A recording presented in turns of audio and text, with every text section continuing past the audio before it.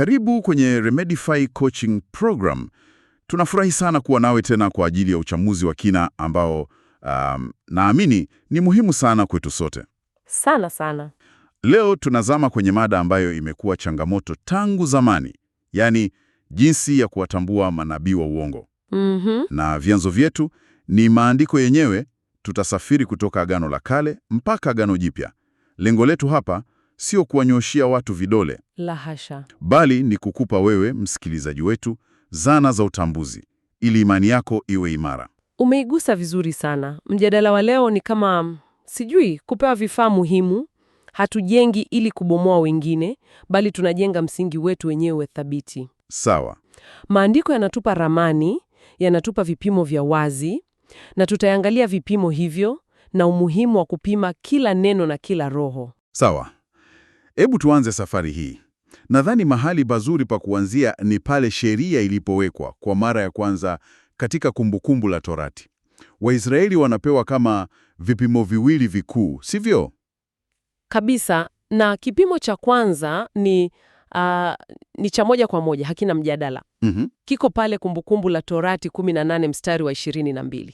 Maandiko yanasema wazi, nabii akinena kwa jina la Bwana na lile neno lisitimie, Basi limekwisha. limekwisha. Hilo silo neno alilolinena Bwana. Yaani ni wazi kama mchana na usiku. Utabiri haujatimia, chanzo si Mungu. Mwisho. Hiyo inaonekana rahisi, lakini hapa ndipo swali linapokuja.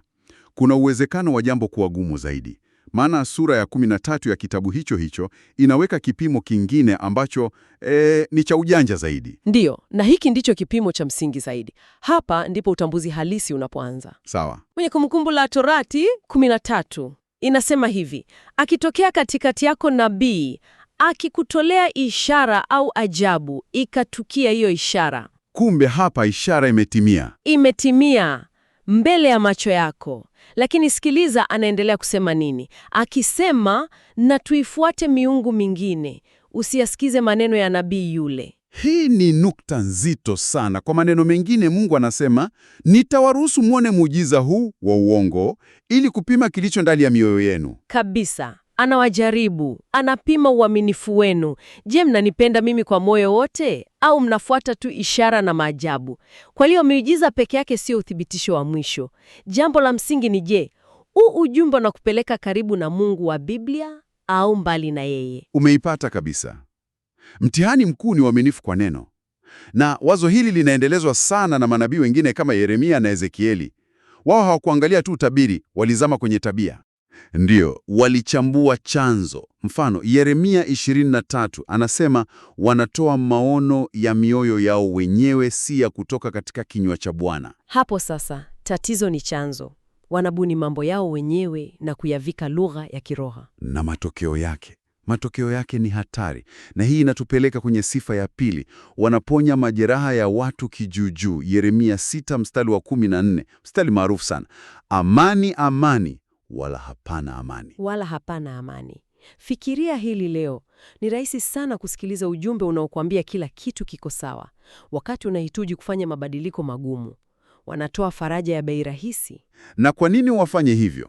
Hilo linatuleta kwenye nia zao. Mika anasema waziwazi. Mika anaiweka wazi. Mika 3 mstari wa 11. Manabii wake hufanya uaguzi kwa fedha. Ni swala la faida binafsi. Fedha. Bila shaka. Wanageuza utumishi kuwa biashara. Na hili sio tu Agano la Kale. Miaka mingi baadaye, Paulo anaandika kwa Timotheo kuhusu watu wanaodhani ya kuwa utawa ni njia ya kupata faida. Ni ruwaza ile. Ile. Na mwisho, yote haya huonekana kwenye matunda, yaani maisha yao, matendo yao binafsi. Ndiyo, Yeremia 23 anasema mambo ya kutisha, kwamba wanazini na kuenenda katika uongo, pia wanawatia nguvu watenda mabaya. Yaani maisha yao ya siri yanapingana na ujumbe wao. Na Ezekieli 13 anaongezea, mmemhuzunisha moyo wake mwenye haki kwa uongo na kumtia nguvu mtu mbaya. Huduma yao inawavunja moyo wanyofu na inawapa kiburi waasi. Huu ni msingi mzito na muhimu sana kutoka Agano la Kale, na tunajua kuwa kuchimba na kuelewa maandiko ndiyo njia pekee. njia. Na kama unataka kuzama zaidi, tunayo fursa nzuri kwako. Pata chuo cha Biblia mtandaoni bure kwenye barua pepe yako Tyrannus Hall Bible College THBC. Tembelea kiungo https://shop.beacons.ak 2020 Tyrannus Hall Bible College. Huna haja ya kusafiri mamia ya maili. Unachohitaji ni simu yako na internet. Anza leo, waambie na marafiki zako. Na pia angalia kiungo hiki https://beacons.ak 2020 Philanthropy ili kusaidia huduma yetu ya vijijini. Sasa tuendelee. Sawa. Tukitoka Agano la Kale, tunaingia Agano Jipya. Na onyo hili linaongezewa uzito na Yesu mwenyewe. Ile picha anayoitumia katika Mathayo 7 ya mbwa mwitu katika mavazi ya kondoo ni yenye nguvu sana. Sana. Na inatakiwa ikufanye utulie na kufikiri. Mavazi ya kondoo ni kila kitu cha nje. Upole, unyenyekevu, lugha ya kiroho. Wanaonekana wasio na madhara Kabisa. Lakini Yesu anasema, angalia ndani ya vazi. Huko ndani asili yao ni ya mbwa mwitu wakali. Na mbwa mwitu hafugi kondoo. Anawala. Lengo lao ni uharibifu na ubinafsi. Na Yesu anatoa kipima cha kuwavua hayo mavazi. Mtawatambua kwa matunda yao. Sasa ebu tufafanue hayo matunda. Wengi wanafikiri ni mafanikio, majengo. Swali zuri sana. Matunda hapa sio namba za watu au ishara za nje. Matunda ni tabia. Tabia. Ni matokeo ya kudumu katika maisha ya kiongozi na wafuasi wake. Je, mafundisho yao yanazalisha unyenyekevu, upendo wa kweli, utakatifu, au yanazalisha kiburi, mgawanyiko na tamaa?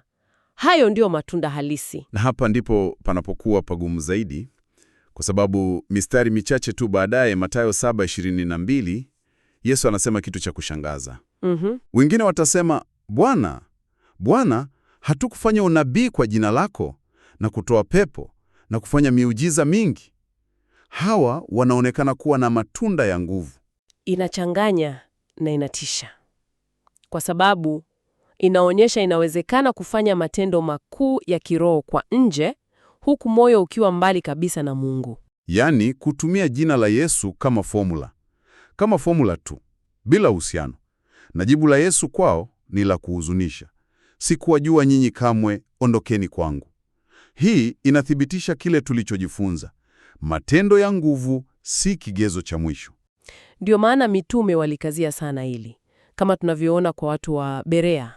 Mfano bora kabisa kwa kila muumini. Matendo 17.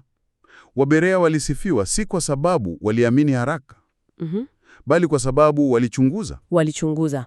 Baada ya kusikia mahubiri ya Paulo, walilichunguza maandiko kila siku, waone kwamba mambo hayo ndivyo yalivyo. Hii ni changamoto kwako unayotusikiliza. Pima kila fundisho kwa maandiko. Pia mitume walionya kuhusu mimbinu. Warumi 16 inasema wanatumia maneno laini na ya kujipendekeza. Kabisa.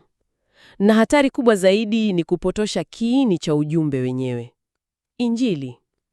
Hili ndilo lilomkasirisha Paulo. Ndiyo, katika Wagalatia sura ya 1 anatoa onyo kali sana.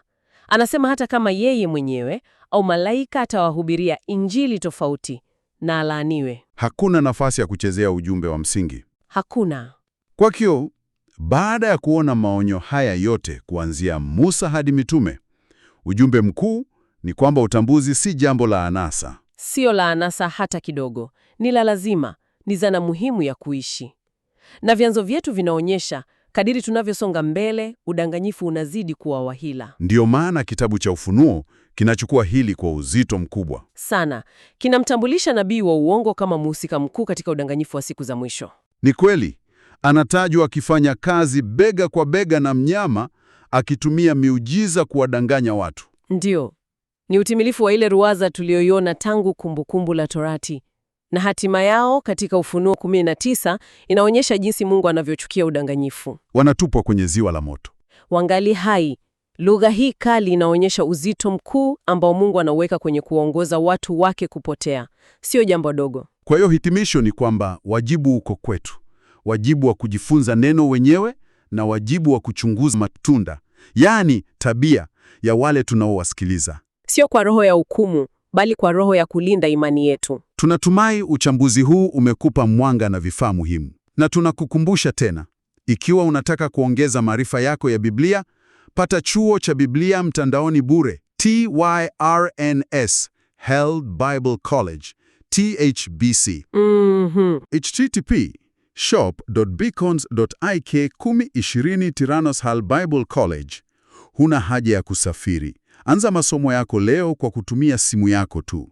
Na usisahau kuunga mkono huduma yetu ya vijijini kupitia kiungo hiki, http://beacons.ik/1020 Philanthropy. Asante sana kwa kujiunga nasi kwenye podcast hii ya Remedify Coaching Program. Tumefurahi sana kushiriki nawe uchambuzi huu. Na tunakuacha na wazo la mwisho la kutafakari. Katika mjadala wetu wote, tumeona jinsi maandiko yanavyounganisha unabii wa uongo si tu na utabiri usio sahihi, bali na kasoro za tabia, tamaa, uzinzi, uongo. Ndiyo, hii inazua swali la kina kwako wewe binafsi. Katika mfumo wako wa utambuzi, unaweka uzito kiasi gani kwenye ujumbe wa kuvutia wa kiongozi hadharani dhidi ya ushahidi wa tabia yake binafsi? Je, inawezekana mti mbovu uzae matunda mazuri? Tafakari hilo.